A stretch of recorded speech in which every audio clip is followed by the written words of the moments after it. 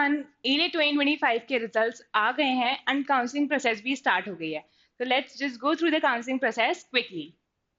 सबसे पहले अगर सीट्स की बात करें तो एनएलयू डी में देयर आर टोटल 120 सीट्स। अब 120 सीट्स का बाइफिकेशन देख लेते हैं। जनरल कैटेगरी लिए 50 seats, OBC 24, SC 17, ST 8, EWS 11 और इसका सब टोटल होता है 110। इसके एडिशन में 10 और सीट्स हैं, 5 for foreign nationals and 5 for OCI and PIO. Then in सब कैटेगरीज में 5% सीट्स आर रिजर्व फॉर पीडब्ल्यूडी कैंडिडेट्स। इसके बाद let's discuss the important dates. तो रिजल्ट कल रात में ही आ गया था 12 तारीख को एंड आज 6 बजे जो भी एलिजिबल कैंडिडेट्स हैं उनको काउंसलिंग के लिए इनवाइट्स जा चुके हैं। एंड जो काउंसलिंग के लिए इनवाइट्स गए हैं they are approximately 3 times the number of candidates corresponding to the number of seats in each category. जितनी भी सीट्स हैं उससे 3 गुना ज़्यादा बच्चों को इनवाइट भेजा जाएगा। एंड काउंसलिंग के लिए रजिस्ट्रेशंस जो हैं वो स्टार्ट हो जाएंगे आज से ही 13 तारीख से and the last date to register for the counselling process is 22 December till 11 AM।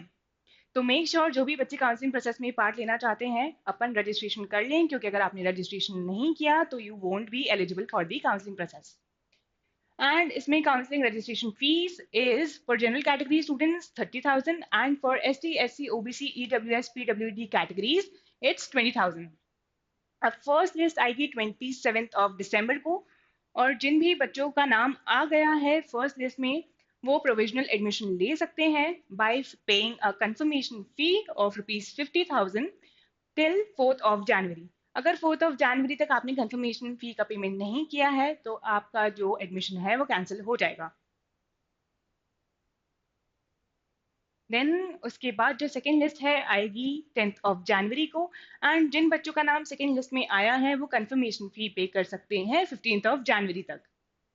उसके बाद थर्ड लिस्ट आएगी 23 January को एंड इसमें जिन बच्चों का नाम आया है वो कंफर्मेशन फी पे कर सकते हैं 28 January तक।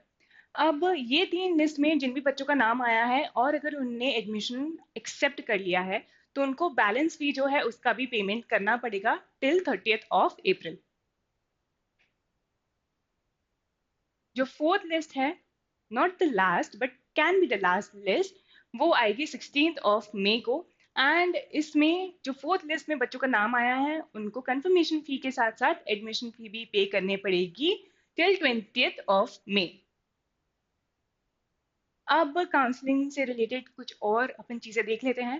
फर्स्ट इज की काउंसलिंग प्रोसेस सिर्फ ऑनलाइन ही होगी, आप कॉलेज जाके एडमिशन नहीं ले सकते हो। देन ये अपन ने डिस्कस कर लिया है कि अप्रोक्सीमेटली 3 times स्टूडेंट्स को इनवाइट भेजा जाएगा।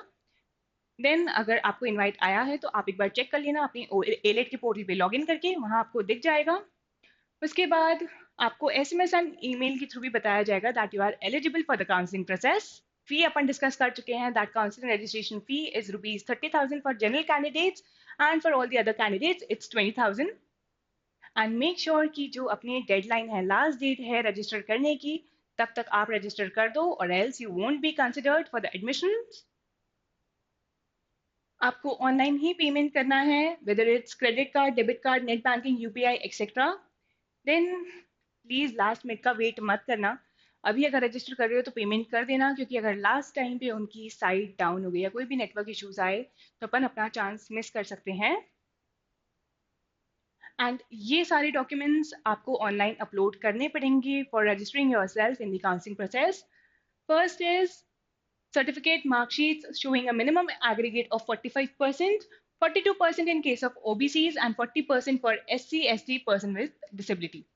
ये अगर अभी आप 12th अपेयरिंग स्टूडेंट हो, मार्कशीट नहीं है तो आप 1 June तक भी सबमिट कर सकते हो, बट 10th क्लास की मार्कशीट आपको अभी सबमिट करनी पड़ेगी। एंड अगर आप कोई ऐसे स्टूडेंट हो जो कंपार्टमेंट में पास हुए हैं तो you are ineligible for the admission. उसके बाद you are required to upload valid character certificate जो 6 महीने से ज़्यादा पुराना नहीं होना चाहिए। देन वैलिड कैटेगरी सर्टिफिकेट, ये सारे डॉक्यूमेंट्स रिक्वायर्ड हैं एंड मैंडेटरी हैं, ये आपको अपलोड करना ही है। ओके, देन इसके बाद as we have already discussed the confirmation fee, then जो कंफर्मेशन फी है वो आपको आपके एलेट के पोर्टल पे लॉगिन करके ही पे करना है, आप कहीं और से पेमेंट नहीं कर सकते हो। देन उसके बाद the important point is refund, कि अगर मेरा एडमिशन नहीं हुआ तो क्या मुझे मेरी कंफर्मेशन फी का रिफंड मिल जाएगा? यस, बिल्कुल मिल जाएगा। बट रिफंड सिर्फ उन्हीं बच्चों को मिलेगा जिनने काउंसलिंग के लिए रजिस्टर कर दिया है, काउंसलिंग फी पे कर दी है, बट उनको एडमिशन नहीं मिला है due to higher cut offs. उनको उनकी कंफर्मेशन फी का, काउंसलिंग रजिस्ट्रेशन फी का रिफंड मिल जाएगा। एंड जो रिफंड का प्रोसेस है वो स्टार्ट होगा after 15th of March। But the university will still hold the 10% of the counseling fee, कि अगर चांसेस रहे आपको बाद में अगर सीट अलॉट होने के, तो वो आपकी फी वहीं एडजस्ट हो जाएगी।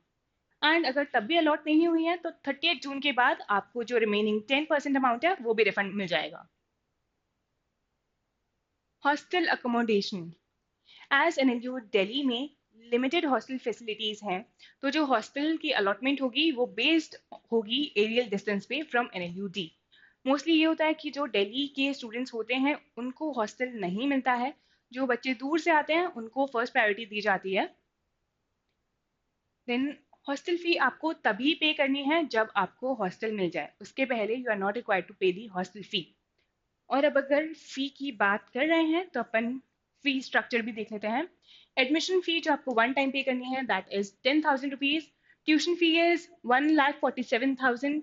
एंड ये पूरी जो फीस का स्ट्रक्चर है ये आपको नोटिफिकेशन में मिल जाएगा, जो काउंसलिंग का नोटिफिकेशन आया है एनएलयूडी का। So that's all for the counselling process. और भी कोई डाउट्स हो काउंसलिंग प्रोसेस को लेकर तो do let us know in the comment section below.